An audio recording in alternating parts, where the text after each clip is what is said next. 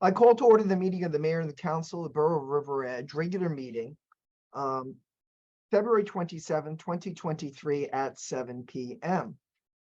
I ask for us to keep in mind, I'm forgetting Kevin's last name. Lizette, what is Kevin's last name? O'Boyle. Kevin O'Boyle, who is an employee of the borough, and who has sadly passed. He was our part-time senior bus driver and stepped away from that position, resigned from that position because of medical issues, but sadly has passed. We remember him as we remember all those who have passed over since the last council meeting, but especially him as an employee of the borough. So if we could have a moment of silent reflection, and then we'll have the pledge.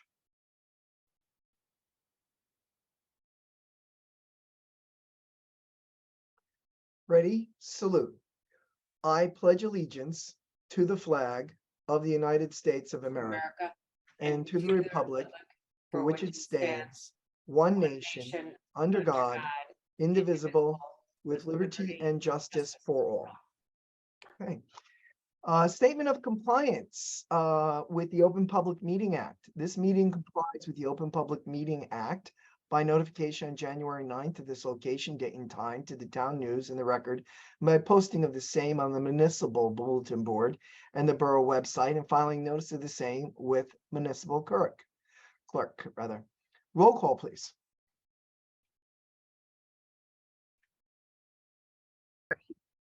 Councilman Kanigo, Present. Council President Kaufman, Here. Councilwoman Montesano Cohen, Here. Councilwoman Kinsella, Here. Councilwoman Malalari, Here. Councilman Benson. Is he on? Not yet. Okay. Mayor Papaleo. Here. All right.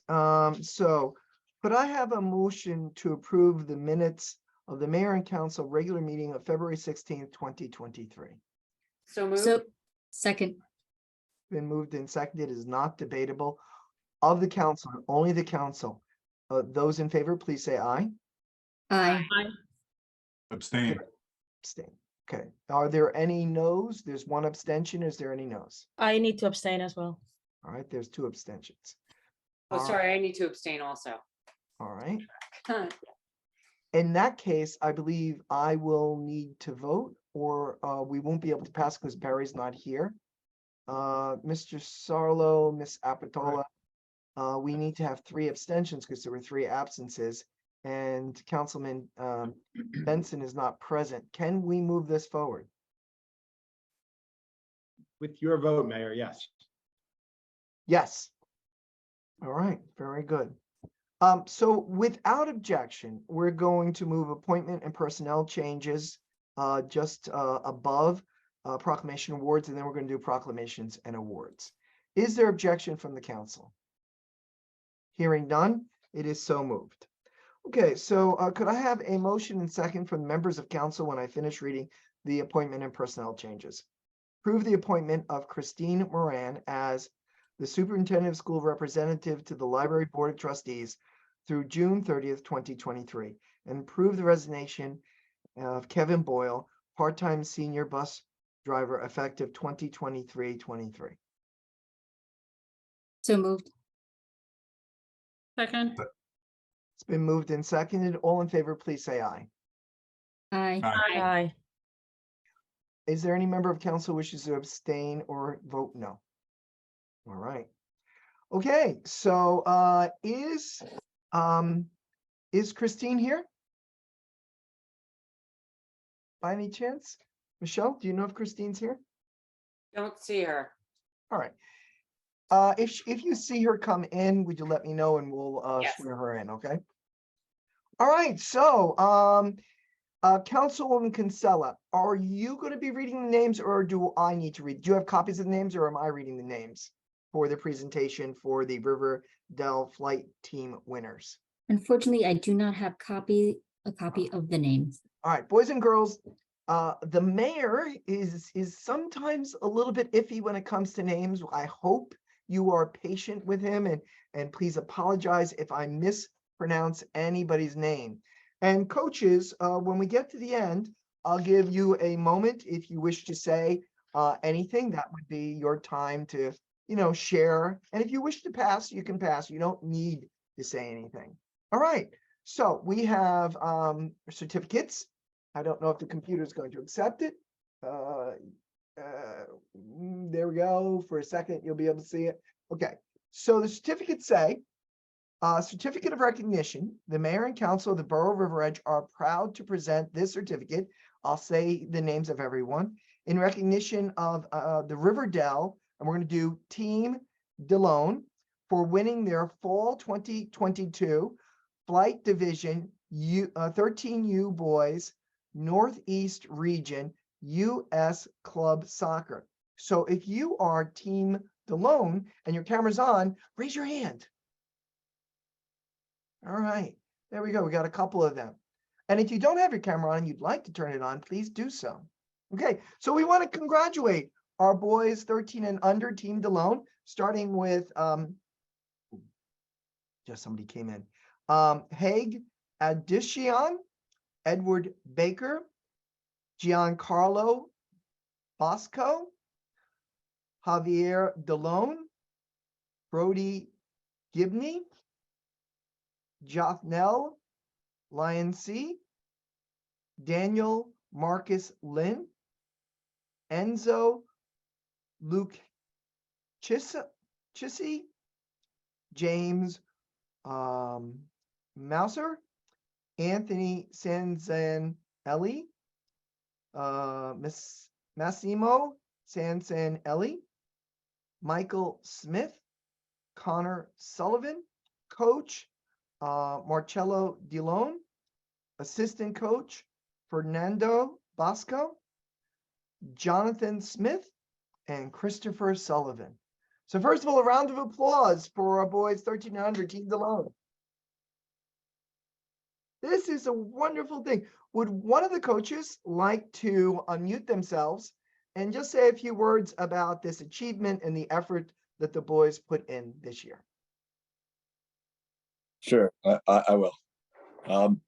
So the boys went 7-3-0 with 21 goals scored for them and only 19 against. So it was a very competitive season.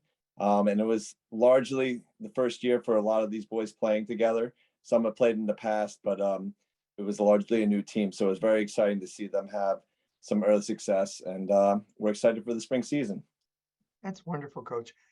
Coach, if I mispronounce somebody's name and you'd like to pronounce it again, you're more than welcome to. I don't have to. could give it a go.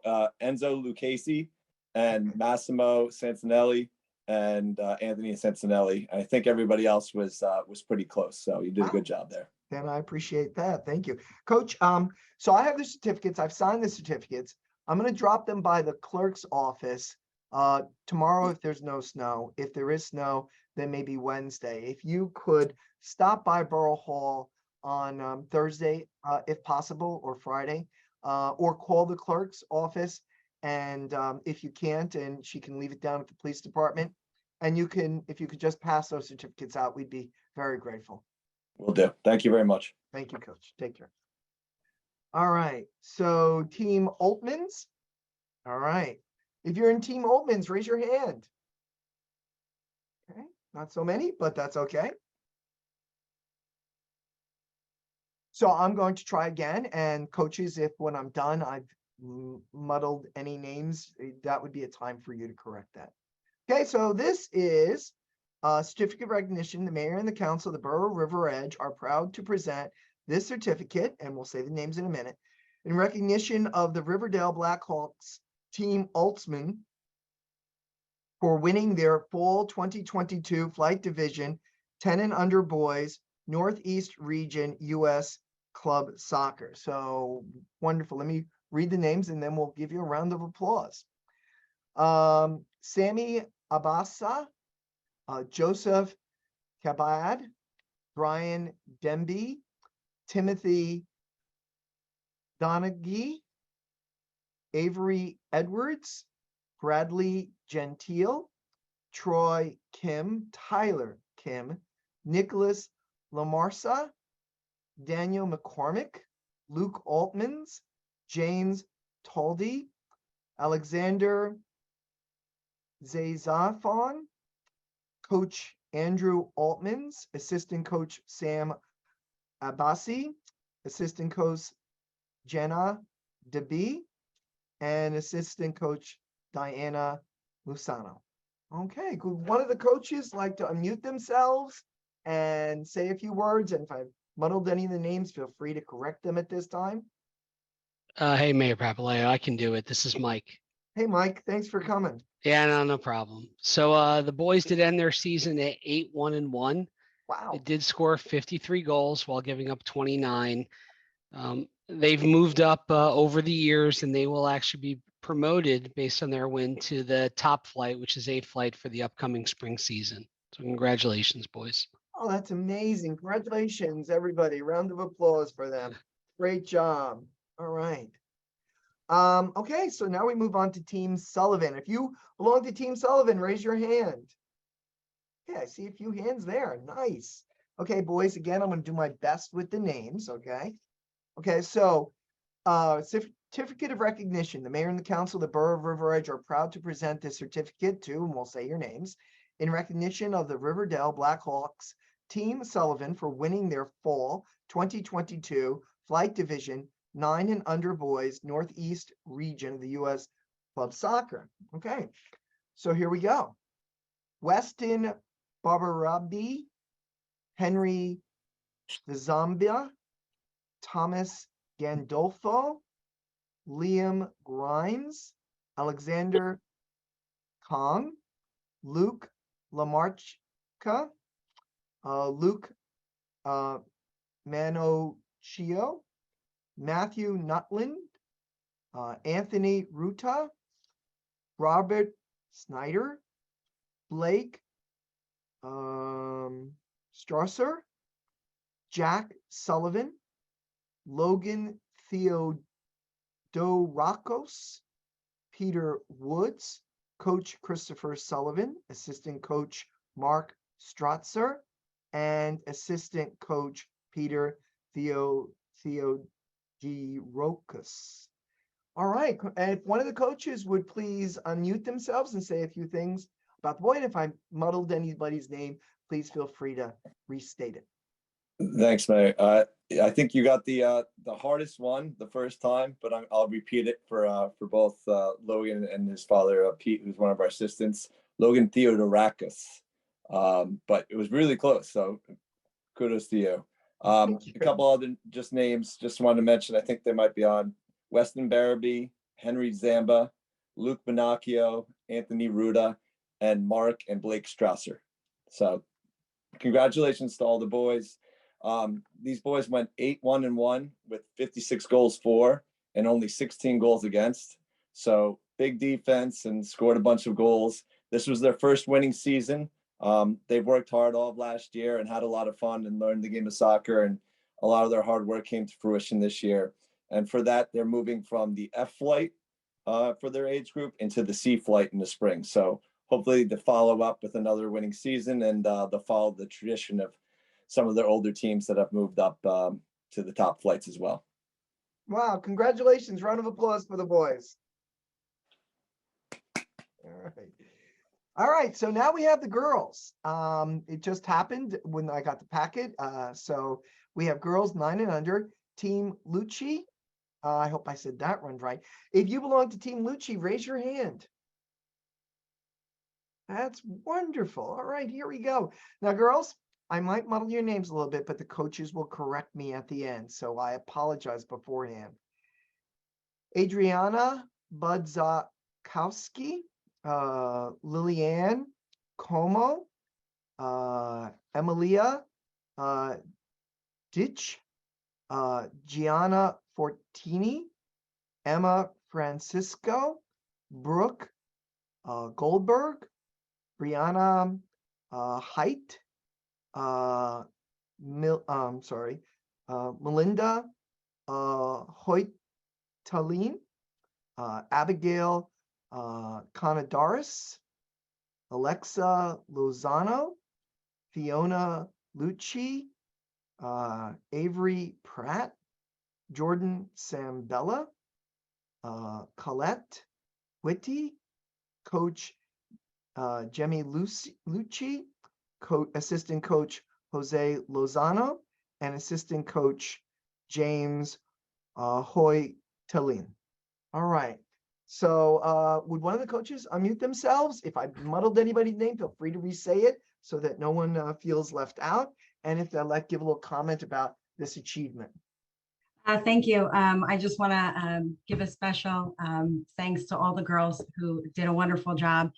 Abby, Alexa, Ariana, Avery, Brianna, Brooke, Colette, Amelia, Emma, Fiona, Gianna, Jordan, Liliana, and Melinda. The girls had a tremendous season. They went 10-0 undefeated with Wow. 69 goals. 22 against, and we've been promoted 2 flights. So we expect another challenging season. But this season really brought the girls together. They were ambitious, they never gave up, and they showed excellent sportsmanship. They were wonderful. I'd like to thank the mayor and of course the town council and the Blackhawks for this recognition. Well, that's wonderful. Round of applause for the girls. Very, very, very proud. We're proud of all of our winners, as well as those who always try their very, very best. We appreciate you coming tonight, boys and girls. Now, we're going to go on to some business about fixing the Borough Hall. It's had some construction issues. And so you can stay and watch if you want, but I don't know how interesting it might be for you. So if you want to go at this time, you can. And we wish you well in your future sporting endeavors. Bye, everybody. Thank you. Thank Thank guys. you. Thank you. All Thank right. you. Thank you. You're welcome. Take care. All right, so now we have a presentation by our architect, Anthony Iovino, on the Borough Hall project and proposed plans. Anthony, you have the floor. Let me ask, Anthony, do you have presentation ability?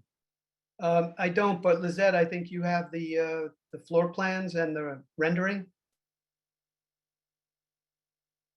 So either Lizette can present or or we can hand over presentation authority to you. Lizette, which would you prefer? It has My- to be Lizette, my 'cause I link don't isn't- have it on my Yeah, my computer. link isn't opening. Let me just keep trying. Okay, Well, believe it or not, mine is working. I have a small packet. Lizette, if you get it, that's better than me opening it, but let's see.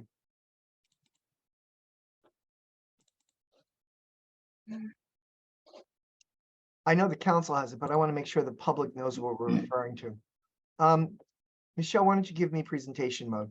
You can, just go ahead. Where is that? On the now? bottom, it says share screen. I see it now. All right, hold on a second while I pull it up so I don't overshare. All right, and share screen, and let's see, yes, this is the one, and share. All right. So I don't know if you can see what I see. I can see the plans. Okay. Just 1 second while I just remove a couple of things from my screen so that I can see a little bit better.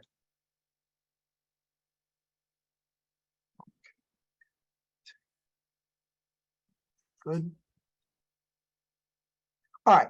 So Anthony, what you're seeing, just tell me if it's correct. You see a Windows screen, and over to the right, you see your plans. Yes, Okay. So I have that, and then I have the Borough Hall, and I have the rendering. And so those are the three I have. I can pull out other things, but is this what you want to start with? yes, it is, Mayor. And which of the 3 slides do you want to see first? The floor plans that you have on the screen right now are perfect. All right, I'm going to make them a little bit bigger, and if you need for me to make them smaller at any point, you let me know, okay? Okay. That's you can- probably a bit too much. yeah. All right, so So is this good for you, Anthony? Yes, it is. Go ahead. Okay. Thank you, Mayor. Sure. So since we talked last directly at our last meeting, the floor plan was slightly different. What we learned recently was that we were able to pare down on the first floor, the nurses area, which had a separate exam room and a separate office for health department, into one space. What that enabled us to do was to take recreation that was up on the second floor in the previous plan and bring that downstairs. And that basically makes the administration full on the top floor. So yeah, so on this lower level here, on the bottom of that, you see the nurses space. That's just one room. And the exam space is within the office space. That's how they use the space. So we were just able to just re-question all of the spaces within our wing A, if you will. And that enabled us to just free up what happens upstairs. So recreation is now on that first floor, and now upstairs. I'm trying to anticipate you. Maybe I'm not helpful. That's okay. And I'm trying to talk to what you're putting on the screen. So so what we have upstairs, it's great, you know, in that it gives us breathing room upstairs. And in the previous version, one of the trouble points I was having was I really didn't have enough room to do a legitimate break room, if you will, and I was probably short of handicap accessibility in that space. And while we were trying to solve that, that's when we raised the questions about, you know, just coming back to Lizette about, you know, each of the departments, and we discovered that we can actually pare down health. So that enabled us to put the clerk next to the existing vault and the deputy clerk as a suite with the clerk's office. So if you imagine coming up the elevator or stair, what I want you to do is to be able to turn and face the service window that would be at the deputy clerk's position, right? Almost right where it says deputy clerk, exactly. And so that's your real service point at this floor. In the public space, we have a requirement for a number of bathrooms because of the number of people, including council chambers and all of the offices per the code. But we were able here to increase the break room size. And now, for instance, if, you know, when we get back to in-person meetings at the council chambers, if, you know, you're having a work session, et cetera, you can come from council chambers through the break room into the meeting room. And the clerk's office could be locked off, administrator's office and the file room could be locked off. That's what you see in the blue. So it allows for the space to be used at night by your group without worrying about getting into the more secure private spaces where some documents would be. So you'll have access to 2 public restrooms at this floor, 2 means of egress, right, with the new stair, and 2 meeting room spaces. And So you it really helps this room out a lot, and we increased the file space. That was a concern on Lizette's side, which was you know, legitimate concern because we really didn't have anywhere else to put files. Now, I'm suggesting a furniture layout in this plan, and that certainly will change as we dive deeper into that. But this also allowed us to increase the server room, which you see next to the stair at the bottom, for the audio equipment, and the server would all be in there. It's big enough now to hold both, and it's in good proximity to council chambers so that, you know, you can communicate a little easier there. So it really helped this plan out a lot at the upper level. And then on the first floor, it really doesn't have any negative impact. The building department and that suite of offices is essentially the same size. We have the same number of desks. The recreation has 2 people in their office. We have an extra public restroom down here because the private restroom that was part of the health department is now in the public realm. And that really helped us out as well, because that too was upstairs and we were able to bring that down. We have the JC as a small janitor's closet, which is a requirement. And then we put a small kitchenette It's inside the building department because it's sort of, just a first floor convenience for that group. So they're not going upstairs for a cup of coffee. And that's really all it is a small sink. So you can make a cup of coffee there. We have a good sized waiting room outside of the building department and the nurses area. And the same thing, when somebody comes into this building, I want them to turn and see the service window immediately and not be stuck in a maze. So the service points are very obvious. You come in, you get to that point that's circled, right? And the nurse's door is immediate, the recreation door is all within sight lines of that lobby point. And we're able to simplify stair number 2 because of this last move, because we got the public corridor to get to that door. So it really helped out. And one of the things I'm looking at now, the stair number 1, if you remember, it has a glass enclosure on both floors. And I believe, and I'm diving into this a little deeper, because of the new fire rated stair, I might be able to get rid of that glass enclosure and free up that lobby space even more. I'd like to do that if we can, because I find that that's a bit dated and cumbersome in your lobby, because your lobby is tight. I think that would help a lot. So I'm diving into that one a little bit deeper now. On the other images, Mayor, if we want to jump there, were the renderings of the outside of the building. So this is a photograph that we used as a reference point for the rendering, which you'll see in a minute. So basically we overlaid on top of that photograph of what it would be. If you zoom out a little, it'll help, because it's an artistic rendering. Again, we're sort of photoshopping in what happens. Oh, perfect. So you see both. Again, we're taking that portico that really needs to be rebuilt anyway. We're taking it down and we're going to reframe. It's going to be a masonry enclosure and wood frame attic. We're also, I know it's a proposal we have there tonight to include the roof for wing A and B, if you will, to get rid of the slate and put on basically a faux slate. It's a rubber slate. And if anybody's in the area, we did that for the Teaneck Municipal Building some years ago. And when you look at it, there's no way on earth you can tell that it's not slate. And I'll bring in some samples of that when I get a chance as well. But that would reduce the weight of the roof materials. The slate is obviously a stone and very heavy. So I just want to take some of that weight off the building, and it's about the age for us to replace the slate. Just so you know too, we will be insulating the attic, which wasn't insulated before. There's a lot to do, and I know a part of the conversation tonight is sort of about that wing B, right? We talked about increasing the accessibility for the staff into the finance office. I raised the question of whether we want to change the lighting in council chambers as well as finance. It's a simple change, and I think it would help. My concern with bringing that up is everything else is going to be new in this building. And I don't want you to feel like you're going back in time in that, the 1 or 2 rooms. By default, we need to fix the lobbies. In fact, Mayor, if you scroll up to the floor plan, that would be helpful. Sure, give me a second to zoom out. Second now.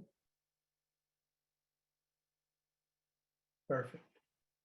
Which one do you want, first or second? First floor is good. The other first floor. Sorry, just give me a That's moment. okay. Thank you. You're welcome. So on both floors, right now, again, that stair number 1 that you see in the center of the image is your existing stair, right? And when you come in from outside, you come into the ground floor lobby. To date, we've always been talking about what we call wing A, right? Which is the vertical rectangle on the right half. Wing B is the horizontal rectangle that encompasses finance and this lobby. So we know we need to dress up the lobby. We know now, we found some structural issues by the elevator on the bathroom side at both floors. So it requires us to disturb the ceiling and the flooring. So we're going to redo those now anyway. So that's going to be incorporated into this. We are working with Rob Costa's office in terms of making the entrance accessible. It's surprising, but it's the situation that you have, that the red brick path leading up to your main entrance is not accessible right now. It needs to be. That's a code issue from years ago, that as a public entity, you don't have a choice. It needs to be done. And it's the right thing to do. And it's a fairly easy fix that Mr. Costa's office actually had plans already in place. And I know, Lizette, in the proposal I gave you, I wrote that before I knew that. So I think whatever that fee is going to be a fraction of that, because his office is basically on top of it already. So that's a good thing. So, we talked about early on with this, that we were trying not to make this domino, and I'm really trying not to make it domino, to spread and spread. But I think these couple of issues, the lobby, the bathrooms, the lighting, even in finance and council chambers, are necessary, if you will, at this point. All right. Anthony, before I open to the council, if you could just clarify for me again, since we have a stairwell in building A and we have a stairwell in building C, why do we need another stairwell? Sure. So building C, the police building, is isolated from this. We can't go through finance to escape. You can't go through council chambers to escape. If you're in council chambers, you can use it, but you can't go from the public hallway through an assembly space like that to get to that fire stair. Okay, I'm going to open up to the council in a minute. I just want to say to the council, I see these extras, but I absolutely feel we need to do something with the lighting in the council chambers, because it's just way too dark, and it needs to certainly be brighter. I hope the council's open to that. The ramp and the canopy, that's something that I think we have to do because of so we can be ADA up to code. I also think the roof replacement is a good idea for the council to consider. The ramp into the room for the lobby and transportation probably needs to be considered too. And the bathroom framing at the lobby, I'm not quite sure. Anthony, if you could speak a little bit more to that. Yeah, what we had looked into was Jason had pointed out that there were problems with the door on the first floor bathroom. And when we went to look at it on one of our visits, we realized that the floor above was settling, just like the same issue in Wing A. So there, when he had opened up the ceiling for us, if you go there now, you'll look up and you'll see some of that framing. Similar issue. There are some details that are less than ideal, if you will, and it was allowing for some settling that we just simply need to re-support. So it's a simple fix. It just needs to be done. So I would open up to our council president first. Council President Kaufman, questions, comments, thoughts? Just wondering where we are in terms of cost at this point. So in that last estimate that I had given about a month ago, which I have here, but the things that we're talking about adding, I already had the roof replacement in there as a line item because we had been talking about that. I already had a number for holding the finishes in those two lobbies, first and second floor. I did not have money for the bathrooms, but I don't think that's a big lift. I didn't have money for the lighting in council chambers and plaza. And there too, I don't think that we're not talking tens of thousands of dollars here. And then the outside work, I didn't include the plaza, the handicap access. All told, and this is off the top of my head number, maybe we're talking 150, 200,000 or so, but I need to look at those deeper. And I need to talk to Costa's office in terms of their opinion of what that could be. So the staircase was in there already? Stair. Yes, that's correct. And the elevator issues in the basement, where are we on that? Right, so I had been in touch with the company that's maintaining your elevators right now, and I spoke to Kelly, I forget her last name right now, and she reached out to DCA. The issue that she was questioning was not the equipment, it's not the elevator, it's the enclosure of the machine room that's in the basement. And what it is, and my point to her, and that she clarified, is that whatever the condition is, it's grandfathered in. We're not renovating it, so we're not forced to renovate it. Oh, But the only thing that they want changed, and it's quite simple, is that in the basement, there's an open gate, an open area gate, where not a solid door, I mean. It's literally a metal gate that needs to be changed to a fire rated door. And that's a simple fix. great. Okay, that's all for me, thanks. All right, excellent. Just so the council knows, I just got a text from Mr. Melito, our Superintendent of Public Works. The DPW is set for the storm tonight, and he'll probably be bringing the men in around 8 p.m. tonight. So I want the public and the council to know that our DPW is ready for the winter storm we're about to experience. Let me now turn to, by seniority, to Councilman Canigo. Thank you, Mayor, and thank you, Mr. Iovino. None of us were thrilled that we had to do this project, but I think if we're doing it, we have to do it right. And we knew that we would be faced with one or more overruns or requests for additional funding. So I think everything you said made sense, and I agree with the mayor that the lighting in the chambers really does need to be addressed. Thanks. Okay, Councilwoman Montesano Cohen. Thanks, Mr. Mayor. Thanks, Mr. Iovino, for your presentation. So I'm clear, these add-ons, you say 150 to 200,000. That doesn't include the ADA because Costa already had plans for that? No, that's why I'm assuming it would, but I'm saying I didn't ask Mr. Costa for a hard number on that. I'm just giving a general feel tonight of what I think it is, but we do need to talk to him about the magnitude of that work. Okay, all right. So this off the top of your mind, numbers may change. Yes. Okay, all right. I mean, we all foresaw that there will be needs that will come up as you continue to draw and see and survey the area. So if this is the time to do it, rather now than go back and do something later, then will be more cost prohibitive. So thank you. You're welcome. Councilwoman Kinsella. Thank you, Mayor. Thank you for the presentation, Mr. Iovino.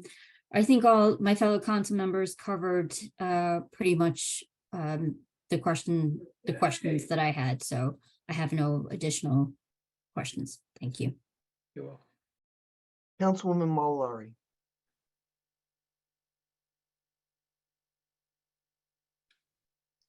You're muted, Claudiana. I'm sorry. I thought I clicked it. Thank you for the presentation. I agree with everyone in the council, what they said so far. Whatever is needed, it's better to be done now when everything is open and to get fixed. One question I have is, will these changes, these additions affect the date of completion? No, I wouldn't say so. Any of this would be happening concurrent with the main project.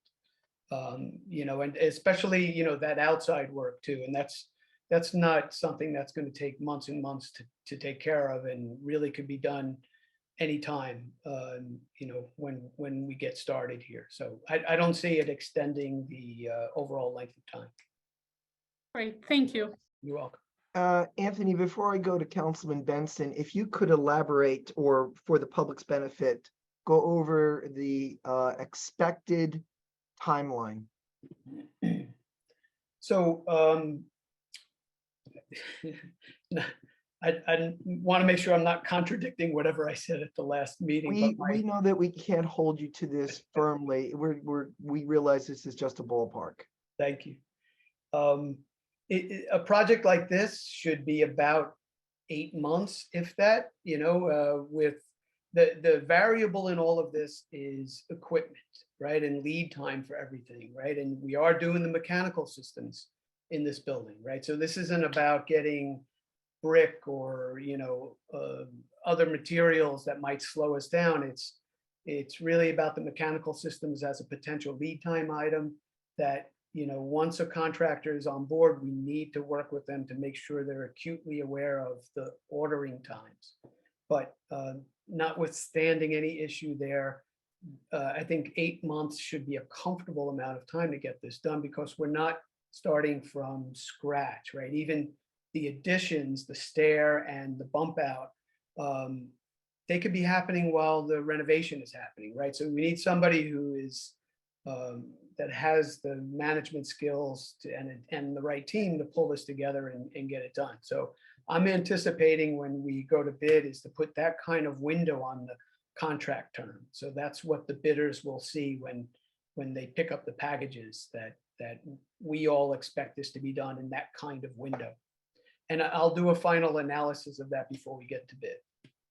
So Anthony, not to press you, but if the council gives approval to these changes that you're suggesting, when would we be looking at architectural plans? When would we be looking to go to bid?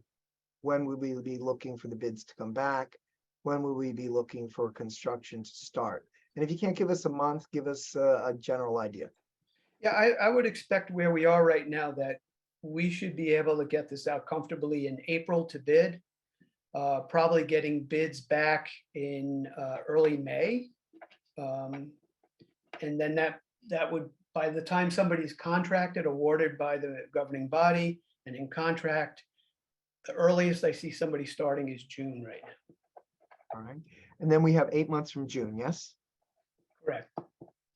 Okay. Councilman, thank you for your patience. Councilman Benson, any questions? You're muted, Barry. Sorry about that. Thank you, Mayor. Thank you, Mr. Iovino, for your presentation. I look forward to this building. I haven't spent a lot of time in the building, but from what I recollect, it definitely needed to be renovated. So I think this is great for the town, and I have no further questions. All right, Anthony, a couple more questions from me. So what I assume you're looking for is the council to enumerate which, if not all, of the 5 recommendations from your letter from February 20th, 2023 that we're directing you to move on. Is that correct? Yes. Okay. And is there any other direction that you're looking for from the council tonight? No, in terms of this floor plan that we have up on the screen, I know none of you are working in those offices, so I don't know that you can comment on configuration, but I can tell you as a professional, I've done my best job of playing Tetris with these shapes and making them fit as best they can while achieving the life safety issues and trying to minimize the corridor spaces because I want it to be as efficient as possible. All right, so in a minute, I'm going to ask our business administrator to weigh in, but you just reminded me, I have a question. Anthony, what is this?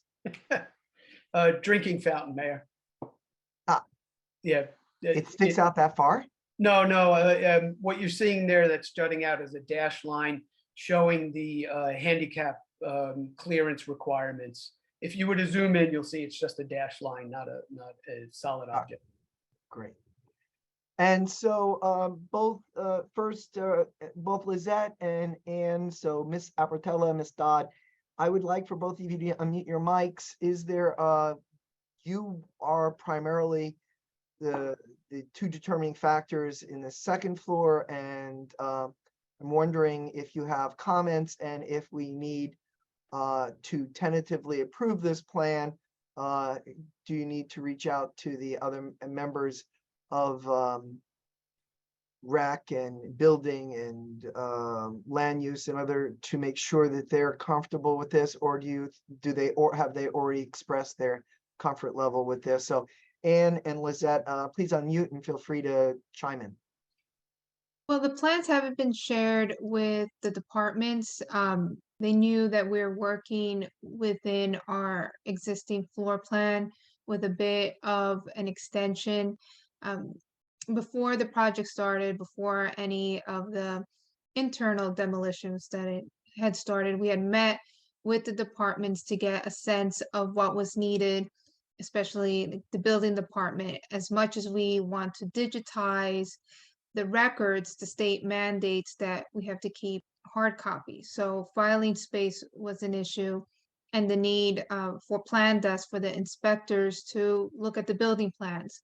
So that will be an office area used by the building department inspectors, as well as land use for when the land use clerk needs to meet with attorneys and engineers as they submit applications for the land use board.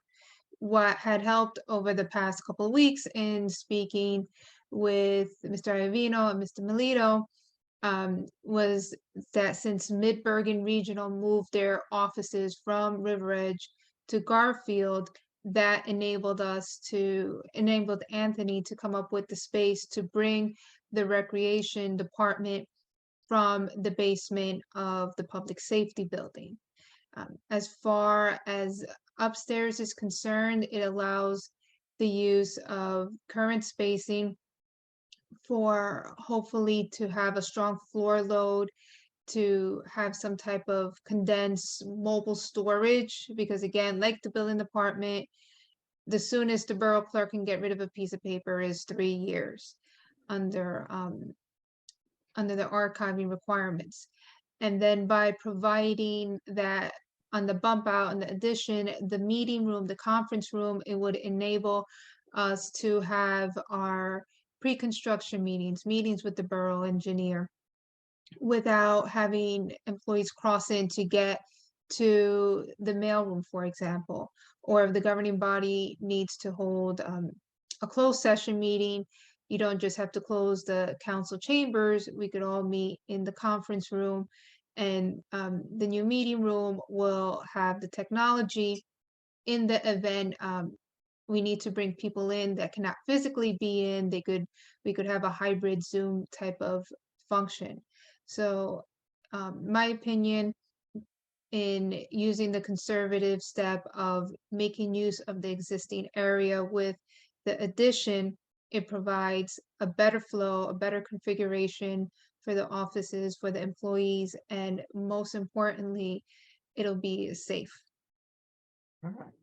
Anne, any comments or thoughts? No, I agree with everything that Ms. Apatella just said. I think it makes sense for me to be near the vault where my records are, and Judy to have access to my office, when she needs me, and for Lizette and I to be close to each other since we work so closely with each other. So I have no issue. Well, to that point, Lizette's on one side of the building and you're on the other side. Well, Right, but Mayor, the way we laid it out there is the break room is actually a private space. So they can communicate behind the scenes. That's why we have the doors from each side of the break room. Okay. Councilwoman Kinsella, I see your hands up. Yes, just a quick question, Mayor. And I'm not sure who can answer this, but I know that we had the attic space was used for storage. Are we utilizing that space since it's going to be renovated for anything? We are. It's going to be loaded with mechanical ductwork and equipment. Fair enough. Right. So instead of, you had that split system before that you had so much trouble with. This will be more conventional ducted units. That's why, like on that plan, on the second floor, you see a little box with X's. Those are our shafts to get down to the first floor ceiling with ductwork. So all of the fresh air and all of that will come from louvers up in the attic space. And I can't remember how many units we have planned up there right now. I think 3 or 4. They're not huge units, but we're going to have multiple zones. So before, I think everything was one giant zone for you. Council chambers is going to be its own unit. Finance is going to be its own unit just because of geographically how they're separated. The addition on the second floor where we have the meeting room, that's going to be its own unit. And the space below it, the plan desk area is its own unit. Very small units, but again, because of the physical construction and separation, we're going to make them their own units. And then the main floor upstairs and the main floor downstairs are individual separate units per floor. So 6 total zones, 6 different units and systems, so that if one should fail, the whole building isn't down. Okay, thank you. Anthony, actually, this, I have a question about staircase number 2. I assume staircase number 2 is not a public access staircase, and that it's simply for employees to use during the day as needed and for an emergency egress. Is that correct? That's correct. Okay. Any other member? Councilwoman Monsanto Cohen. Thank you, Mayor. Mr. Iovino, in the new meeting room, is CL to be a closet? Is that a closet? Yes, it is. I'm not sure if it's going to stay where I have it shown right now. As we're talking, I have a plan here with a million scribbles on it as I'm staring at the plan. Once our engineers are done with how much ductwork space they need, I'm going to see what we can do there. I'd rather not build in spaces like that. I'd rather make them furniture items, such as like having a credenza there or maybe files. So I was wondering because you don't see closets in modern meeting rooms. So that's the question. And then on the first floor, what we're calling plan desks, that's what we're also calling the meeting room? No, first floor plan, in that plan desk area, it's basically where the code officials would be, and they'll have space to spread out their plans and work together. So that it's a plan desk area. That's the terminology for the building department that we use. Okay, thank you. Any other member of the council have a question? Anthony, questions just come to me and I'm annoying that way. So, I don't want to extend this, but I'm assuming we're going to be reflooring. You're going to talk to us about that flooring and you're going to work that through Lizette. Will we be reflooring the council chambers and the finance area? In other words, will they be either getting new linoleum, new rugs? Will we be reflooring the upper lobby and the lower lobby? Is that part of the plan? Right. So at this point, everything but council chambers and finance is in the script. But I think finance is going to probably have to get refloored because of what we need to do in terms of bringing a ramp into there, because it's set lower than the lobby because of just how this building was constructed. So we're going to probably redo the finance floor. That said, what are we left with, right? It's just the council chambers. Now's the time to do that if we're going to do it. Keep in mind that on both of those rooms, right, your previous air conditioning system had those big cassettes under the windows. And those are being removed. So we need to patch walls there anyway, and probably the flooring needs to be patched. So this might be a default, spread of the work, but it's not a big item. Okay. My last question is, the current windows, both in building A and building B, first and second floor, are they a concern or will they need to be replaced? Have you looked into that? We did look at them and they were replaced at some time, probably when this renovation was done. They're insulated glass. Our intent is to keep them and protect them and try and minimize the work on the envelope of this building. Okay, and you're going to be also developing a plan for the access to the first floor lobby, and you'll be bringing that to us if that's, so I assume you'll be coming to us one more time with the final design before we go out to bid or before we go out to design, or is this our last input? No, you can certainly have input at any point in this process, and whether or not it has to be at this meeting, or we can circulate them if I have a particular question. But The access into the building, Mayor, is, again, we're going to default to Mr. Costa's plans that he had previously prepared. So it creates a new ramp coming out of the building that gets down to the lower grade in compliance with the ADA, plus some new stairs. I guess the problem with that is I don't remember those plans, and we have a new council person or two since those plans were created. Maybe we need to get them to myself and the rest of the council so that we have a sense of that. And if there's going to be redesign of that front part of the building, you know, what that might look like so that we just have a general idea. I don't want to create more work, and I certainly, but I do want to make sure that the council is comfortable with the way we're going to be doing this. Yeah, and Mayor, you know, in looking at what they had planned, we don't have to modify that canopy. I know Jason had mentioned the issue of snow falling off of that. And one of the things I want to do throughout the building when we re-roof is to make sure we put snow guards on. That'll hold back that snow from slipping off in one sheet. So I don't know that we necessarily have to rebuild it. It definitely could use some care.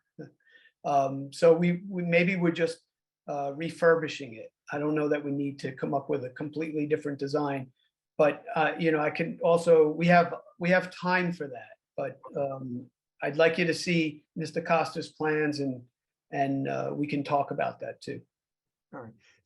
Is the council comfortable with that? If there is an objection, please voice that. If not, I'll assume without objection that they're comfortable, that you're comfortable. Hearing none, I need a motion from Councilwoman Kaufman, a second from Councilman Kanigo well, first, let's have just a general discussion. The council will unmute themselves. Is the council comfortable with item number 1, finance office accessibility? Yes. Yes. Yes. Item number 2, wing B Yes. lighting for both floors. Yes. Yes. Item number 3, roof replacement at wings A plus B. Yes. Yes. Entrance ramp, item number 4, entrance ramp and canopy replanning with the borough engineer. Yes. Yes. Yes. Bathroom and floor framing at lobby, bathrooms and wings A, wing B. Yes. Yes. All Yes. right.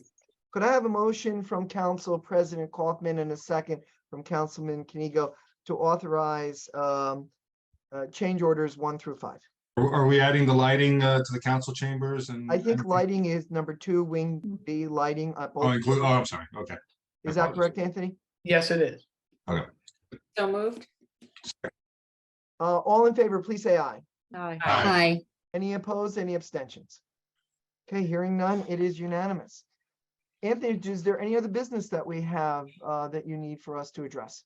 No, that's all I have for this evening. Well done, Anthony. Thank you very, Thank very you. much. Thank you. Thanks, everybody. Have Thank a you. good night. You too. Good night. Good night. All right, back to the agenda. We are now open. We need to open for comments on any item on the agenda. So I remind the public, this opening is only for items on the agenda. Could I have a motion from any member of council? So moved. Could I have a second? Second. It has been moved and seconded. All in favor, please say aye. Aye. Aye. We are now open. Council President Kaufman, if you could moderate this. Sure. So David, I'm assuming you want to talk about something on the agenda. If you could unmute yourself. And David, if you turn on your camera, say your first and last name and your address. Oh. He put up his hand a while ago, so it's possible he stepped away. Does anyone else want to ask a question? If so, just raise your hand and I'll allow you to speak. Oh, David. Yeah, no, okay. All right, let's give it another 20 seconds. Maybe he's on the run back. Or maybe he wishes to ask a question outside the agenda, which would be later on in the meeting, which it shouldn't be long till we get to that. All right, could I have a motion from a member of council to close to the public? So moved. Can I have a second? Second. All in favor, please say aye. Aye. Aye. Okay, so we have resolutions 23-90 through 23-93. We'll hold payment of the bills off for a separate motion. Could I have a motion from Councilwoman Montesano Cohen and second from Councilwoman Malalari to move 23-90 through 23-93? So moved. Second. It is open for debate, discussion, and questions and comments. Are there any debate, discussion, or question and comments? I had a question. Go ahead, Councilman. I had a question about the KBG ball fields. Did I read that right? That there's money being spent to upgrade the ball fields? Yes, there was a grant application from 2019 and 2020 to make improvements to KBG, but because of the proximity to the river, before coming up with any plans or doing anything, there was a lot of environmental and surveying work that had to be done, and that was completed. And the state came back and said you have to expand from KBG to the entire area, which meant DPW and swim clubs. Okay. That went to the DEP, so we're waiting for the state to see if there were any changes to the wetlands designation, the floodplain designation, and then they will tell us what type of upgrades are allowed at the park. Okay, so I guess nothing's set in stone. It's still being studied. Yes, it all depends on what the state tells us that can be done. That will determine the project. Okay, thank you. Any other questions, comments, debate? Hearing none, all in favor, please say aye. Aye. Aye. Any opposed? Any abstentions? Hearing none, it's unanimous. Council President, who is also the chair of our Finance Department, if you could move 23-94, and if one member of the Finance Committee can second. Yes, payment of bills at a regular meeting of the Mayor and Council of the Borough of River Edge, County of Bergen, State of New Jersey, held on February 27th, 2023. Be it resolved that the Mayor and Council of the Borough of River Edge approve the following expenditures. Current fund, $482,190.82. Capital fund, $151,176.68. Grant fund, $1,930.50. Trust other fund, $246,397.74. Recreation trust fund, $400. So moved. Second. All in favor, please say aye. Aye. Aye. Any opposed? Any abstentions? Hearing none, it is unanimous. Okay, we're up to item number 12 for discussion. Grant permission to the fire department to allow alcohol to be served on March 14th. Ms. Apertola. Yes, the fire department has requested permission to use alcohol for an event on March 14th. In accordance with the alcohol policy, that has to be considered and approved by the mayor and council. Is there debate or discussion? Council President Kaufman. I have no issue with it. It's fine with me. Councilwoman Malalari, you have your hand up. Just a quick question. Has this been done before? Yes, it has. Councilman Kaniga. No issues with it. And as long as nobody else has any issue with it, I'll make the motion. All right, then we can do an open discussion. The remaining council, any concerns or questions? No. Seeing none, Councilman Kanigo, please make your motion. I move that they be permitted to have alcohol on the premises as requested On March 14th. on March 14th. Yes. Is there a second? Second. It's been moved and seconded. It's open for debate. Is there debate? Hearing none, I'll ask the question. All in favor, please say aye. Aye. Aye. Aye. Any opposed? Any abstention? Okay, there is no new business listed. Is there any new business from the council? Mayor, we had the meeting with the business for the cannabis retail store. I didn't know Yes, if that this was is, something you asked for. So Councilman Berry, if you could report out. sure. So me and Councilwoman Malalari had a meeting with let me see if I can get to my notes here with, I think it was, I forget the exact name, my apologies, but we had We two. Dream Collective. Sweet Green, thank you. We had Shay and Crystal on there, who were the co-CEOs. They also brought on a gentleman, Chris, who is the operational strategist. So apparently he's not, a CEO, but they bring him in to help. He had a lot of background. Their businesses was that they had this, what's it called? I think it's CBC. They sold those in bottles. They have a boutique in Montclair that they sell it through, and they have some other boutique, maybe about a little bit of a retail experience, not a ton. But this gentleman they brought on apparently had a business in Connecticut, a medicinal cannabis business that was very successful. He said he sold it, and he's been brought on to help them. They presented a slide show to us. I can share it with the council if the council would like me to do it. Generally, they came across as very, very passionate about the business. They said, I think they have to the end of the year to find a municipality where they can, so they can keep their license and use it. They said that they've been looking in northern New Jersey for a location. So they kind of settled on, or they're looking more along the lines of Kinderkamak, somewhere along Kinderkamak. I got the impression, and I'm not sure if Councilwoman Mallory got the impression, but I got the impression that they had done some scoping and they had found a landlord who might possibly rent to them if everything goes their way somewhere in River Edge. That was my sense of it. They've done some research on that. They talked about the potential projections for the business. I think in year 3, it was something like $14 million. Again, these were projections.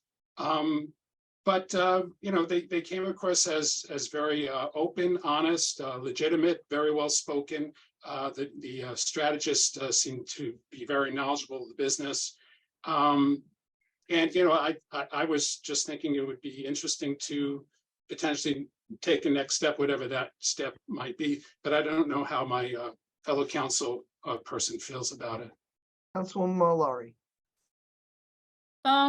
Yeah, all the things that Barry said. The only thing I specifically asked them if they had a location in River Edge where they planning to do the dispensary, and what I got from them is like not yet, because they have to look depending on the square footage that they needed and some of the license requirements that they still haven't picked a place, but somewhere along the Kinderkamak, because that means that looks like the main street.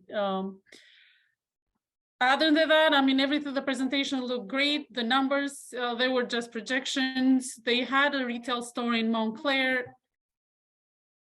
You just cut yourself off. Sorry, they had a retail store in Montclair and they opened this year, I think, a new one in Newark. That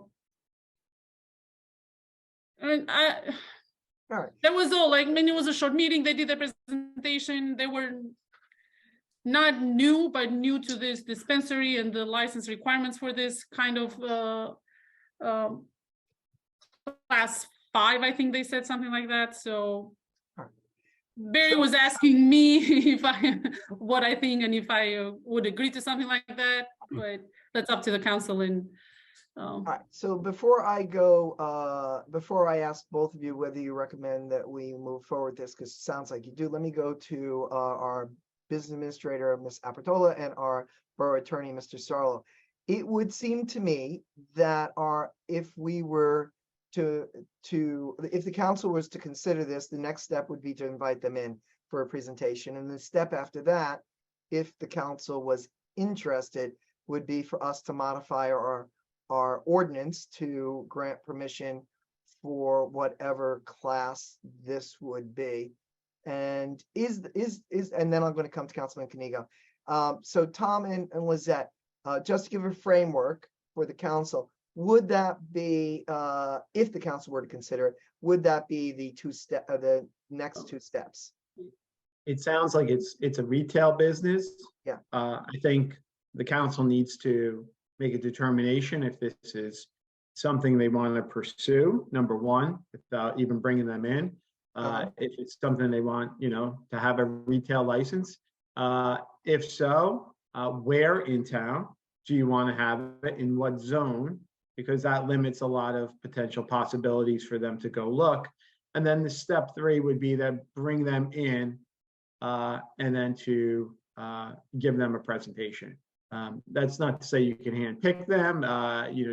There's a whole host of ways to do it. I'm sure there'd be a lot of businesses looking to get a license and come into town. But I think before you bring them in, you want to make sure that you guys are all on board, that you want to go forward with this. So that's, so Lizette, do you want anything before I turn to the council? Yes, and engage with the borough planner, Mr. Behrens, to figure out what zone would be applicable for this business, because if the governing body wants to move in that direction and engage this company for a presentation, the area they have in mind may not be the proper zone. So that has to be identified first before engaging any company for making a presentation. Okay, so the first, if I understand the advice we've just been given to frame this conversation, the first thing is the council has to decide whether they have any interest in moving forward. Councilman Kaniga, you had your hand up first. Let me go to you. Well, I just wanted to remind you that we had a cannabis committee that was created that had members of the council and had citizen members.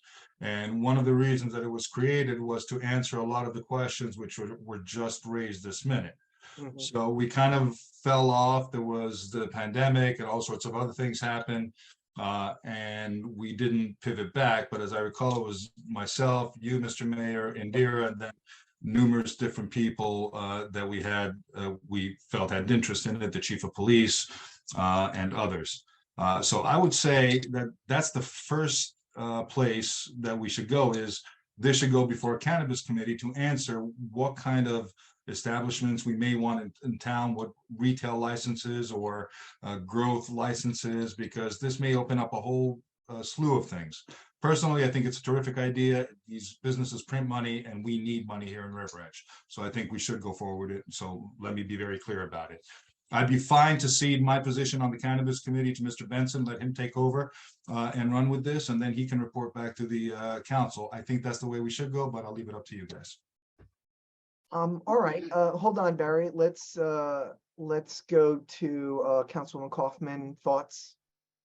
I agree with Councilman Kanigo. So either Councilwoman Malalari and Councilman Benson, or Councilwoman Kinsella and Councilman Benson, and the whole rest of the crew that was on it last time. All right, Councilwoman Montesano Cohen, thoughts? Mayor, yeah, just a couple. I agree with Councilman Kanigo about the bringing back that committee, and particularly the stakeholders and the residents. I recall that there was some sort of, I don't know who ran a poll that was very high, as I recall, in favor of having that in town. But I think that has to be particularly important in this discussion, not only from a business perspective, but also the stakeholders in town, giving the residents a voice, whether this is something that they really want to bring into River Edge. I don't think we should exclude them. No, I'm not saying that we are excluding them, but I think we need to give them several seats at the table. I don't know how we go about it from a practical perspective, but it seems to me that that is key to this discussion. This is a family-oriented town. I don't know where that go, but I've heard that the poll that was run, for some reason, I have it in my mind that was quite high back then. I don't know if it has changed. Go ahead. I'm sorry, I didn't mean to cut you off. Sure. We'll come to you in a moment. Yeah, and the second thing is maybe Mrs. Sarlo can speak about a little for all I remember reading, that there is an opportunity from the town to levy taxes on these sales. That is where the revenue is coming from, right? So we have, on top of the sales tax that is in state, I think that the municipality has the purview of actually imposing additional tax, which is where the revenue will come in. If you have information right now, you may not, but maybe just to educate Mr. us Sarlo and the public. does, but we'll go to council, to RBA, Ms. Apardella first. Sure. I believe the figures Councilwoman Montesano Cohen was referring to, this was a question on the ballot a few years ago when it was a statewide referendum. So I don't remember the tally, but that's where the numbers came from. And it was in favor. Claudiana, I'm gonna come to you in a Just- second. I'm gonna answer, questions take precedent. So we're gonna go to Mr. Sarlo. Mr. Sarlo, do you, off top of your head, do you remember what the rate of taxation that was permitted was? For retail, it's 2%. So 0 to 2% is right? Yeah, up to 2% for retail. And 1% for some others, but 2% for retail. And it depends on the volume. There are some towns that are pulling in a lot of money, 7 figures. But I think the councilman also has a good point, Mayor, that, maybe you want to just have a general discussion or have it as an open topic and have the public weigh in on it. Because, in the past, sometimes you go down the road and you draft an ordinance and all of a sudden everyone thinks you're doing something nefarious and slipping it in and not being transparent about it, even though you have to discuss the ordinance, at first and second reading and so forth like that. And then you get a packed chambers that's either for or against it. And I really don't know if it would be for or against it. But maybe you want to just have a public session just on the thoughts of it, and if you get 10 people, then I usually say there that people usually show up when they're opposed it, and when they're not opposed it, they don't show up. That's usually how I gauge, and in experience, right? You've seen that's how it usually. But it's just a thought before we start. On this. So, Mr. Sarlo, are you recommending that we have this public forum before reconstituting the cannabis committee or after the cannabis committee has had an initial meeting? I think it's something you guys want to consider. I mean, if there's going to be such a, let's go the other way, and again, I don't know, but if there's such a public outcry not to have it, or in certain areas not to have it, and you say, okay, we just don't have the support for it. Why are we going to let your committee do all the work and looking for spots, drafting ordinances? Or you can go the other way. The committee could keep doing their research and then coming back and then having a meeting with the public. Okay, so Councilman Molar, you had your hand up first. Then I'm going to go to Councilman Benson because he was in the initial meeting, and then I'm going to go to Councilman Canigo. Councilwoman Malari. I was just going to add to what Lisa and Lisette said. According to their presentation, and they did the research and found that River Edge voted 66% yes. And this was Barry asked the question, how was this compared to the other towns around us? And they said it was at the same level with compared to Paramus. What other town did they mention, Barry? Gosh, around us, I don't remember the other ones that they mentioned. I remember Paramus, they said it was 66% as River Edge. So. I think that was the number for making recreational marijuana legal. Yes, I was about to say, voting to make it legal and voting for it to be in your neighborhood, oftentimes very different experiences. I think you're right about, I'm sure you're right about those numbers, but I think Mr. Sarlo's recommendation that we gauge the temperature of the town might be a very good idea. Councilman Benson, I was going to come to you next, but you kind of chimed in to help Councilwoman Malari. Did you have another comment before I go to Councilman Canigo? I just had one comment and then just one, thought, same thing. First, I actually went on Saturday, went to visit Ascend in Rochelle Park. I don't know if anyone's been there, but that's in Rochelle Park. It was a Saturday morning, about 11:15 in the morning, and crowded. Already crowded. There was a line there. very, as far as I could tell, very orderly, very well-behaved group, and a beautiful store. I mean, it was gorgeous, like an Apple store, very orderly, lots of people being employed, And I actually walked over, there was a small store next door to it that sells like Pokemon cards, kind of like the store that's near the train station that my kids used to go to. And I asked him, I said, what's it like being next door to this business? And he said, 50% of my business comes from the walk-ins from that store next door. So, I know that's just very ancillary. I mean, but I thought that was kind of interesting. So I just wanted to share that with the council. And the other thing I just want to share my thoughts are, I do think that we have to be careful if we open it up and we don't have some ways to address the concerns that come from the public. Because if people are going to start saying, well, what about security? What about this? I mean, I guess we could take it and say, well, we don't have answers yet, but how would we do that? What our borough attorney is recommending to us, and I firmly agree with him, that we're not going to have answers. We're just simply going to ask whether the public has, an interest in this, because if they have a strong interest in opposition, then we're going to put a lot of time in. If the council is interested in moving forward with this, then the council as well as our administration will put a lot of time and effort into something that's not going to go anywhere. Councilman Kaniga.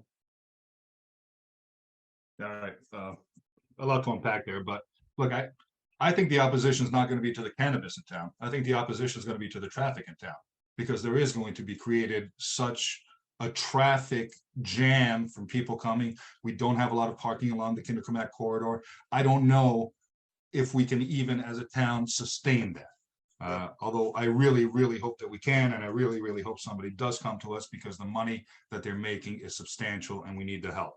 But I would say this, and I would ask you guys to consider this. The Cannabis Committee should meet first. The last time we had the Cannabis Committee, we had a couple of individuals, and 2 or 3 citizens from the town who were volunteers. We also had Patrick Fletcher from the Riverdale School District. We also had the school nurse that was involved. We also had a member from the police department who came and attended the meetings. The Cannabis Committee should look at all the options, everything that is presented, vet things through traffic and safety, vet things through the police department, vet things through the schools, get these superintendents, both our River Edge superintendent and our Riverdale superintendent, involved, figure out the issues that have affected other communities before we dive in full tilt with getting a River Edge kind of a large meeting for people to come. As we said, one of my worries is this, as we've said, usually people come who are against it. What happens if 30 people come and speak vociferously against it? Are we supposed to think that the other 11,000 residents of River Edge are for it? Like, where do we stand if 30 people come and say no? Do we just decide, okay, well, 30 people decided this, and therefore, that's all we should listen to?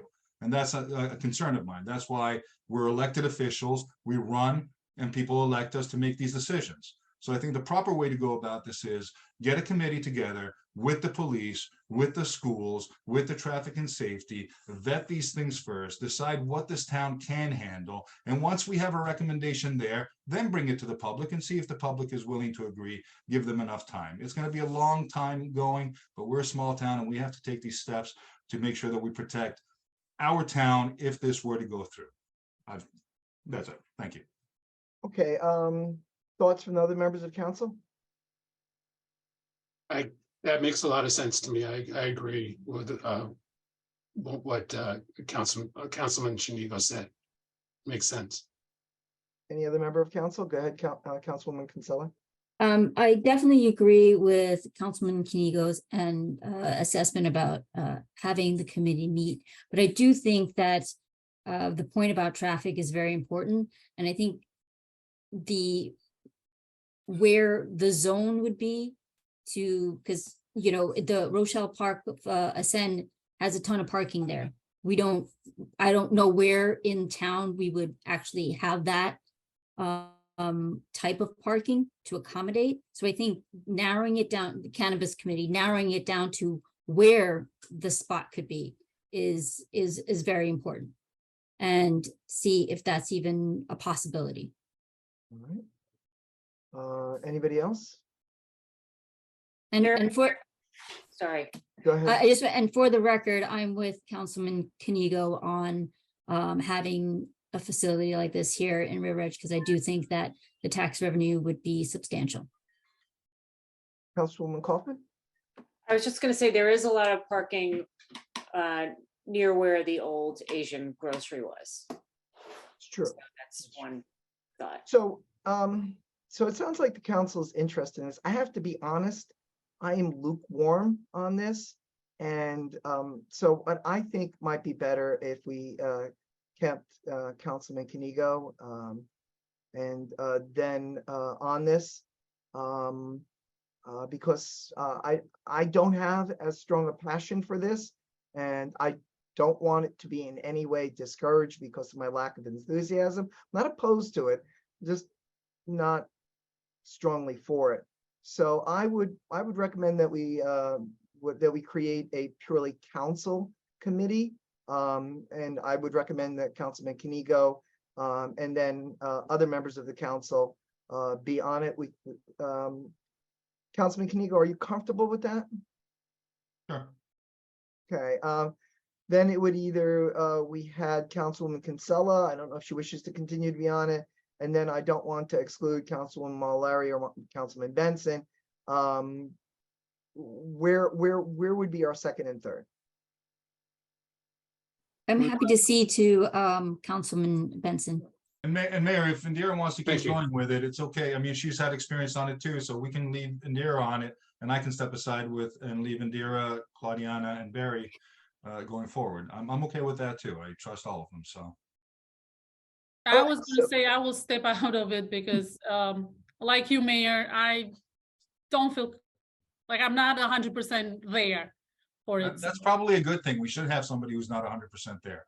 I kind of am personally. I think it's a good thing, but maybe we should have somebody who doesn't think it's a good thing so that all the good questions are asked. That's fine. All right. So I'm still unclear. Who is our second and third? So Indira, do you want to stay on it? I'm fine letting you stay on it, and you can be the chair as the elder council person. Thanks. Not in age, in years. No, served. that's fine. That's fine. I don't think I need to be the chair, but I will stay on it with Councilman Benson and Councilwoman Mallory. That's fine. You have seniority, so I think you would be the chair. Okay. If everybody's okay with that, Okay, I'm so Dario, you're not staying on it, and we have instead. yeah. I'll cede to the new blood. That's fine. I don't know if Councilwoman Mallory wants that role. Councilwoman Mallory, where are you? Either way, it's fine with me. So I can step out if Dario will want to join, that's fine. Barry was very interested. He should be on it, and if Dario wants to be in it, that's fine with me. I agree. Oh, sorry. I'm sorry. No, you just go ahead. I agree with Dario that it would be good to have someone on there who perhaps is a bit more skeptical than I know myself. So I think that would be a good thing. So then, okay, I'll be in, that's fine. Okay, so if I'm reading this right, we are now Councilwoman Mallory, Councilwoman Kinsella, and Councilman Benson. Is that correct? Councilwoman Kinsella, do you accept? I accept. Okay, so could I have a motion and second to reconstitute and Dario, you need to give them some direction about the previous meetings and the people that we had on. Okay. Give me a couple of days. I'll put something together and I'll send you a memo. All right. And so all in favor of reconstituting the Cannabis Committee with Councilwoman Mallory, Councilwoman Kinsella, and Councilman Benson, please say aye. Aye. Aye. Oh, Aye. actually, I needed a motion in a second. My bad. So Oh, moved. could I have a motion? So moved. Move. Second. Second. Second. All in favor, please say aye. Aye. Aye. Any opposed, any abstention? All right, there we go. Any other new business? Okay, we have an old business item, tabled resolution 23-88, we're gonna need to table it one more time. We sent it over to the BOE. The BOE just wanted to tighten up some of the language. It appears that it's just tightening up the language. Mr. Sarlo saw the tightening up, and he didn't have it. Mr. Sarlo, you can speak for yourself, but I think your memo was that you didn't think it constituted a substantive change. Is that correct? Yeah, that's correct, but there were certain items that were not in the agreement it was in our MOU that Lizette picked up that it needs to be added. Yes, so I've sent an email to the superintendent saying this oversight needs to be corrected. I'm assuming based on my verbal conversations with the superintendent that they'll simply put the language back in and send it over to us, which means it would be on for the next council meeting, and it cannot be on for tonight, because even though there are no substantive changes, there was an absence of language. I'm assuming that it was just a mistake, and that needs to be, they need to make sure they agree to that language. So I believe, Lizette, I would need to have a motion and second to table to the next meeting. No, it just stays on the table until someone makes a motion to remove from the table for consideration. All right, then. If there is no objection, we're just going to leave it on the table. Is there objection? Okay, great. Is there any other old business? Hearing none, I could use a motion from Councilman Benson, a second from Councilwoman Larry, to open to the public for any issue. So moved. Second. All in favor, please say aye. Aye. Aye. Okay, Council President, if you could bring them on, and then I'll take questions by questions.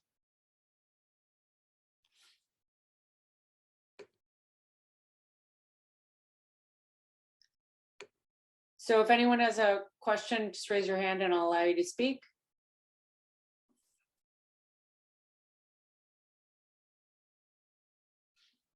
One second. James Banks. James, would you please state your full name and address, and then you can make a question or a comment. James Banks, 126 Adams Avenue. I'm here to ask the council if there's any checks and balances for the superintendent of the school district.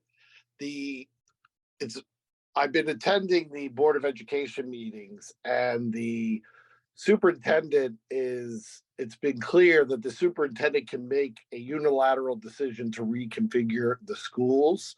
And it's clear from Chief Walker, I'm sure you're aware, issued a report which clearly states that his budget, which the superintendent is not responsible for, will be dramatically affected if this change takes place. Is there any check and balance to make sure that our taxes are not going to be going up for the police department, or safety is not going to be compromised because they have to they have to focus on crossing guards and getting children to school safely and not on law enforcement? So you're asking a part legal question, part policy question. So I'm going to ask Mr. Sarlo if you could speak to the legal portion of that question. The mayor and council has no jurisdiction over the superintendent. The Board of Education, it would be the checks and balances of the superintendent. Just as the Board of Ed has no jurisdiction over the mayor and council, and or our borough administrator, who would be like a quasi superintendent. So to answer that question, there's no check and balance with the superintendent. We don't have any say as to how the Board of Ed operates. So, Mr. Banks, since we have no authority and no power, we would not be a checks and balance to that. As to the issue as a political issue, we of course monitor anything that's going on. Our understanding is that this is it's early on in the preliminary discussion, to the best of our knowledge, and so we have no comment. We would treat this exactly the way we treated the question that came to the council many times about whether there should be remote or in-person schooling in regards to the health department. We do not take a stance. We did not take a stance there. We will not be taking a stance here because this is beyond our jurisdiction.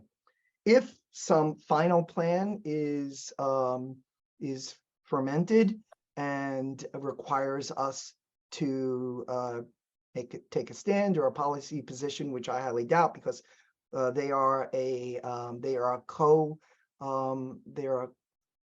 independent, autonomous co-municipal branch of government. And since we have no authority over them or no power, I don't see us taking a position. But that would be something that, upon legal advice, we might consider in the future. Thank you. You're welcome. Is there someone else who asks a question? Anyone else has a question, just raise your hand or comment. 1 second. Sebastian Muscarella, if you could state your address. And your name. Hi, Sebastian Muscarella, 781 Fifth Avenue. Can you hear me okay? Yes, ask All your right, question or excellent. make your comment. Thank you very much. Actually have two questions. First, I got cut off on the last part of the previous speaker, but with regard to jurisdiction of this committee over the schools, I think this has wider reaching impact. So the reconfiguration that's being presented by. Oh, sorry. Sorry about that. Sorry about that, Sebastian. Sebastian, you need to open your mic again, and you might want to re-begin your sentence. Okay, can you hear me now? Yes. Okay, excellent. I was just saying on behalf of the previous speaker and just following up on the reconfiguration, I understand that this committee doesn't have jurisdiction over the school operations, but the reconfiguration that's being presented by the superintendent has wider reaching impact over the town and the taxpayers, specifically on traffic and potentially tax dollars. So I wanted to know, one, my first question is, how is this committee involved with the superintendent in the reconfiguration? Is my first question. And if I can just have an answer to that, I'll follow up my second question. If you could ask your second question now, and we'll answer both of them. Okay, the second question has to do with if there is a referendum that's being proposed by the school district, what are the logistics around that? How is that worded? How does that get onto the ballot?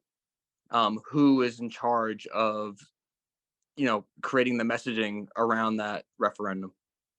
Mr. Sarlo, if you could take a portion of that or all of that. Sure. Again, first with regard to budget, the school board has their own budget. They have to stay within the 2% cap, but they have their own, the budget. The mayor and council has no authority or control over the school board budget. If there's a referendum that the Board of Ed wants to put out, they would be responsible for it. They would be in charge of creating the referendum, the language to the question that would be posed, and so forth. Again, the town would not have any say in organizing or putting together the referendum. So the school board would be in charge of writing the referendum. That's correct. I think a lot of your questions should be directed to the school board. There could be some overlapping issues if the time comes, as you indicate, implementation as to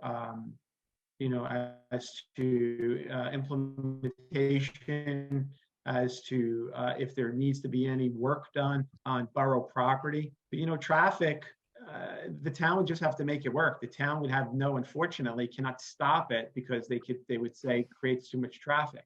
Just as right now, if the school is creating a lot of traffic, let's flip it, right? Let's say one school is just, the traffic is horrendous there. The town can't step in and say, their traffic is so bad, we want you to split these two schools into two to alleviate the traffic. The town would just have to, I don't want to use the word make it work, but they would have to make it work. But I think we're a little ahead of ourselves right now with regard to this. And I don't want to talk too much about it because I'm just getting looped in on, and I don't know all the specifics about it. So I was just getting briefed about this too the other day. Thank you. That's helpful. I don't think we're too far ahead of it because the superintendent is proposing to do something by September. So it's right in front of our faces. And from the fallout from doing such a thing would be so dramatic. And I imagine most of you are aware of that. Have you gone to a school board meeting to? I've been to every yeah? school board meeting. Yes. Great. Okay, that's where then it should be, again, being addressed. But it's falling on deaf ears, unfortunately. That's why I'm here. That's why a number of us are here to look for extra help because we are not getting answers. We're not getting help. All right, Sebastian, we're going to give time to the others who are present if they wish to raise their hands. If not, you can cycle back in. Okay, thank you. You're welcome. Is there any other member of the public who would like to ask a question or make a comment? There was a question in the chat box. What if they go over budget? I think Mr. Solo already answered that. Their budget is their concern under state statute. We have no authority over them unless, well, Mr. Solo, if they go over the 2%, then they have to go to a referendum, don't they? Yes, and if it's voted down, then it comes to the mayor and council. So that would be the only time. They'd have to go over 2%. It'd have to be voted down, and then and only then it would come to us. And you're talking their operating budget. I'm going to assume a lot of whatever they're looking to do here may not be part of the operating budget, may be part of, if there's capital that needs to be done to separate these. And in that case, the 2% would not apply, and therefore the process we just described would not apply. That's correct. Okay. And I'm saying this without looking at the actual plans. But Sure, absolutely. Is there someone else who would like to raise their hand or not?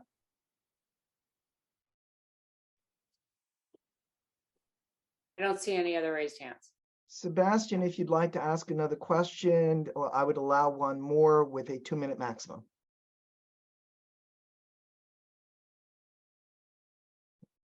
Give him a moment. All right. Hearing none, we'll give one more call. Is there any member of the public who would like to ask a question in this regard, or a question in any regard, or make a comment in any regard? Please raise your hand. We will give you another 30 seconds.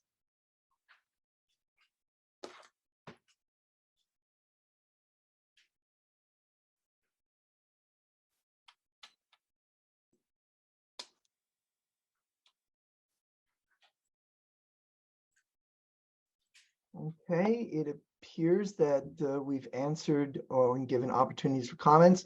Could I have a motion from a member of council to close to the public? So moved. Could I have a second? Second. It's been moved and seconded. All in favor, please say aye. Aye. Any opposed, any abstention? All right, then. So now what we have on our agenda is we have a closed session that we need to move towards. So could I have a motion from Councilwoman Kaufman, a second from Councilman Canigo, to move resolution 23-95, resolution to go into closed session, exclude the public, attorney-client privilege, NJSA 10:4-12B7, lease modification request, litigation, update of GIF matter. So moved. Second. All in favor, please say aye. Aye. Aye. Now, Ms. Dodd, are we closing this session and going to closed session, or are we suspending the session? So we can do either. I mean, you might want to, if you want to take action after closed session, then you would want to leave it open so that we could take that action. But if not, then we can close and go to So closed for the session. public's benefit, we're going to go in closed session for an indeterminate amount of time. And when that is done, we'll come back into open session. If there's action that needs to be taken, we will take it on these matters. If not, we will just close. We thank the public for joining us tonight. And I could have a motion to suspend to go into closed session. Do we have a different link? We do have a different link for the closed session. Yeah, so moved. Second. It's been moved in second. All in favor, please say aye. Aye. Okay, so we're going to suspend this session. And we're going to go to our next. Okay. I call back into session meeting of the mayor and council regular meeting for February 27th, 2023. Roll call. Councilman Kanigo, Present. Council President Kaufman, Here. Councilwoman Monsanto Cohen, Here. Councilwoman Kinsella, Here. Councilwoman Malalari, Here. Councilman Benson, Here. Mayor Papaleo. Here. Does any member of council wish to make a comment or a motion? Hearing none, I'd like a motion to close the regular session. So moved. And a second. Good. All in favor, please say aye. Aye. We are closed. Good night, Good everyone. night. Good night, everyone. Good night.